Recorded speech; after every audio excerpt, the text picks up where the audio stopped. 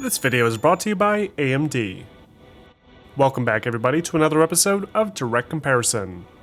In today's episode, we're going to take a look at the most recent entry to the DiRT series, DiRT 5, and see how it compares both visually and from a gameplay perspective to its 2017 predecessor, DiRT 4. For this analysis, both games are being played on the latest high-end AMD PC, with a Radeon RX 6800 XT graphics card and a Ryzen 5950X CPU, allowing for all the settings, including AMD's Fidelity FX, to be cranked up to the highest values at a native 4K resolution. And as always, the motion blur options will be disabled for cleaner still images. Also, before we get started, I think it's important to understand that despite the naming convention, these two games offer drastically different experiences from each other. With DiRT 4 being built primarily around point-to-point rally races and its randomized track generator, while DiRT 5 leans more heavily on its circuit-based rallycross events. Because of these changes, it's difficult to make simple direct side-by-side comparisons, as many of the cars are built to different specifications, and none of the tracks seem to be shared between the two games. And so, while I'll still be talking about the visual differences between the two games, I want to spend more of this video highlighting the changes to the available features, along with how the overall gameplay experience differs from one title to the next. Alright, so let's kick things off with the presentation, by first going over some of the shared vehicle models, starting with the Peugeot 205 T16 Evo 2. Now, from a distance, these two cars look practically identical. They have the same raised spoiler, the same rear panel, and even the same number of bolts holding on the mud flaps.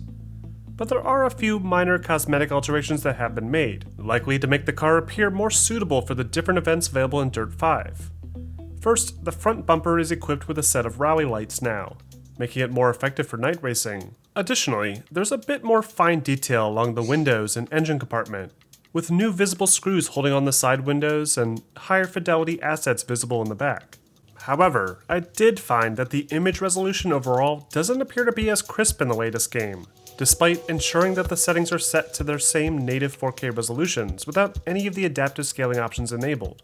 My guess is that this has more to do with DiRT 5's implementation of temporal anti-aliasing, that does not seem to have any sharpening option built in. Though AMD's Fidelity FX ambient occlusion option does help to offset this slightly, by allowing smaller details to be more defined relative to the light in the scene. With the interior, we can get an even more drastic example of how the game's lighting and TAA implementation has impacted the visual quality. While shadowing is undoubtedly more authentic in DiRT 5, there's no question that the details along the dash are more clear and richly detailed in DiRT 4, with all the dials and labels being clearly legible. It's a distinction that persists with practically every vehicle model I observed, and no combination of resolution settings seem to make the image any clearer in DiRT 5. What's more, the rear view and side mirrors are no longer functional in DiRT 5, displaying only rough cube maps, as opposed to the low-res real-time reflections used previously. I think if I had to choose, the vehicles in DiRT 4 absolutely look superior to the ones in the latest game, with a sharper, cleaner appearance overall. But it's still worth acknowledging that DiRT 5's vehicles react more realistically to ambient lighting, and offer some extra detail along the body. Moving on, we have the environments. This is where the two games differ the most. In both games, players can choose to race on courses from around the world, with multiple layouts, track conditions, and disciplines to master. But that's where the similarities seem to end. In DiRT 4, a bulk of the available tracks are point-to-point rallies, where players race in staggered launches against the clock, without having to worry about overtaking opponents or getting run off the road. The opposite is true with DiRT 5. In DiRT 5, practically every course in the game is a closed-loop circuit, with much wider lanes and big jumps designed to offer more exciting racing action with multiple cars at once. These types of races are offered in DiRT 4, but they're rare, and there's very few cars available to use by comparison. This is because DiRT 4 really leans into its rally racing, and makes use of a special random track generator mechanic called Your Stage, that can create an infinite selection of rally courses, using only a few simple parameters set by the player. While a cool piece of tech, this random generator does suffer from frequent redundancies, like placing a lot of the same tiles down and creating a lot of repetitive track designs. And at the end of the day, the courses themselves really aren't all that interesting to race on. The courses in the campaign mode are all pre-built, but even these feel weirdly artificial and lack any sort of memorable designs. That's why it's a relief to see that with Dirt 5, the focus has been turned back towards specially designed courses, each with their own distinct look and feel. Available locations include the hillsides of Rio de Janeiro, the muddy jungles in southern China, the cliffsides of Greece, a quarry in Rome, and even the frozen waterfront outside of New York City. Each location is bursting with color and is rich in detail, with lots more NPCs cheering from the sidelines, significantly more foliage, and plenty of other distracting visual effects to give the game a more chaotic and festival-like feel. Dirt 4, on the other hand, seems to borrow a lot from its simulation-based Dirt Rally spin-off series, in that its tracks feel more grounded and realistic. Locations include lots of thick forests and wide open valleys across the world, including Australia, Spain, Sweden, Norway, Wales, and the US. But aside from some distinct geometry and weather options, it's difficult to really tell the difference between them all. These tracks are often scarcely detailed, with a few grass sprites, bushes, and trees mixed in with pockets of NPC crowds and parked vehicles. The more circuit-oriented rallycross events offer a somewhat similar look and feel to the many circuits in Dirt 5, but the latter game sports a higher level of detail in things like the dirt roads, especially in regards to its tessellation effects. What's more, Dirt 5 also offers a leg up when it comes to the lighting as well, with significantly more color in practically every frame. Everything feels so rich and vibrant, with lots of colored lights and effects like smoke and confetti thrown in to ensure that each turn offers at least some palette variety. Other lighting effects like global illumination and bloom are also cranked up a bit more, with new, almost blinding simulated HDR effects thrown in, alongside volumetric light shafts that seamlessly transition throughout the course of each race. Dirt 4's lighting feels remarkably dated by comparison. Even the more vibrant locations feel flat and lifeless, with static light maps that don't transition quite as smoothly. And this is hurt even more by the incredibly poor shadow implementation, that more often than not delivers low-res pixelated projections on the ground that doesn't seem to line up with the relative light in the scene.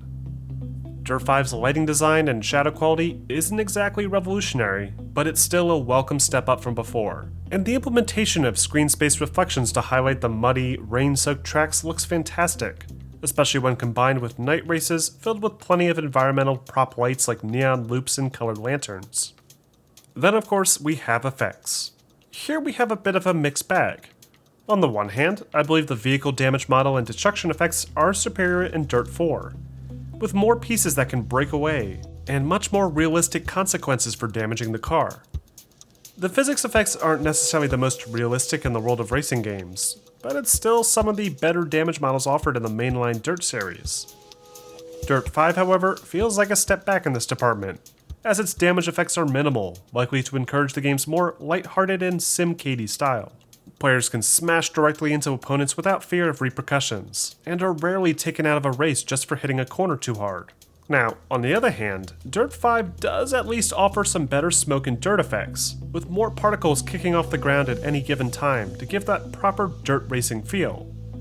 What's more, Dirt 5 also offers more advanced dynamic tessellation effects, causing vehicle tires to transform the terrain temporarily, especially when dealing with snow or thick mud. It looks fantastic, and you don't really get this impression from Dirt 4, especially considering most of the tracks offer really dry dirt roads and packed snow tracks. So overall, at least when it comes to the visuals, it's difficult to say one looks better than the other. Unlike past Codemasters games I've analyzed, we're not really looking at a yearly iteration of the same tracks with some slight technical changes. Dirt 5 is a completely different game altogether, with brand new closed-circuit tracks, lots of new cars, and a complete overhaul to the design of things like lighting and effects. Sure, the image is sharper in Dirt 4, and the damage is minimal now, but I think this feels more like an artistic choice, built around Dirt 5's much more arcade-like gameplay design. Speaking of which, let's switch gears now and talk a little bit more about the gameplay and available features. So first off, there's the campaign mode. In Dirt 4, the campaign was your run-of-the-mill racing career, with 4 different disciplines and lots of configurable difficulty settings to fine-tune the game to fit the player's playstyle. Dirt 5 is a bit more structured though. There's now only one campaign, with each of the available disciplines built into the main path, and the game's difficulty is based on the player's progression. The campaign also has a slightly more lighthearted feel to it, with new radio DJs voiced by Nolan North and Troy Baker adding a bit of comic relief in between races. Available events in Dirt 5 include lots of different variations of rallycross races, like rally raids, land rush, and stampedes, but these all handle about the same, with the only real differences being the available vehicle sets. There's also a few more interesting events that have been added in, like Sprint, which has you drifting around at high speeds in a sprint car, Pathfinder, that challenges players to climb up incredibly steep inclines and sharp turns to beat the clock, and the return of the fan favorite Gymkhana, where players are awarded points for pulling off crazy drift maneuvers and jumps. The overall tone and feel of the game feels more reminiscent of older Dirt games like Dirt 2, and while I do wish there were actual rally races and Trailblazer events thrown in as well, I think this is the right fit for the mainline Dirt series, as the experience is just more fun and enjoyable overall. Outside the main events, Dirt 5 also offers a few more nice additions, including the long-requested photo mode, to snap high-quality screenshots without having to rely on the replay cam, and an easier-to-use livery editor, to make some wild designs for your favorite cars. The Your Stage random rally course generator does not make a return appearance for obvious reasons, but in its place is a new custom track editor called Playground's Arena Creator Mode, where players can craft their very own wacky obstacle courses for players to race through, and then share them online for other players to attempt. Dirt 5 even offers a surprisingly rare feature for PC players, with a full split screen option built in, allowing players in the same room to play together on the same computer. Finally, let's wrap up with a brief sound comparison. Which game do you think has the better audio quality and design?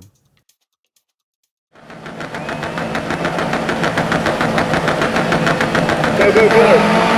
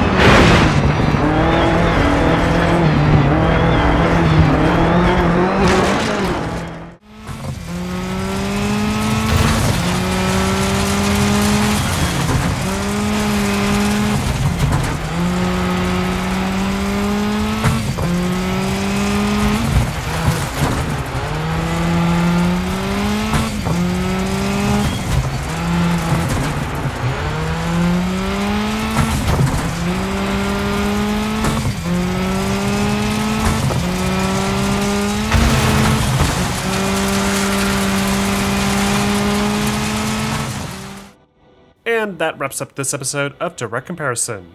Overall, I was pleasantly surprised with the changes Codemasters has made with Dirt 5. The visual quality isn't as sharp or clean as its predecessor, but the level of detail and quality of effects like lighting, shadows, and particles are all a step in the right direction. And I'm glad to see developer-made tracks being added back into the rotation, rather than the dull, random track generator we were given last time. What's more, there's a lot of great new additions to help make the game more enjoyable for longer, and I personally found myself playing more of Dirt 5 in the past few weeks than I've ever played of Dirt 4, thanks to its more interesting style and more fun gameplay design. Though this will obviously depend on the player. If you were looking for a more hardcore racing sim, then you won't find that with Dirt 5, and you would be better off sticking with Dirt Rally games instead. But if you're disappointed with Dirt 4 and have been looking for a game with lots of muddy drifts and jumps, then Dirt 5 may be worth checking out. Now, if you are interested in playing Dirt 5 and want to play the game as smoothly as possible, be sure to check out AMD's new line of Radeon 6000 series GPUs, including the AMD Radeon RX 6800 XT, which was used to record all the footage in this video. Powered by the new RDNA 2 architecture, the RX 6800 XT is an absolute monster of a video card, and when paired with AMD's latest top-of-the-line 16-core Ryzen 9 5950X processor, you can play practically every game, old and new, at a native 4K resolution, with the highest graphics settings and average frame rates far exceeding 60 FPS.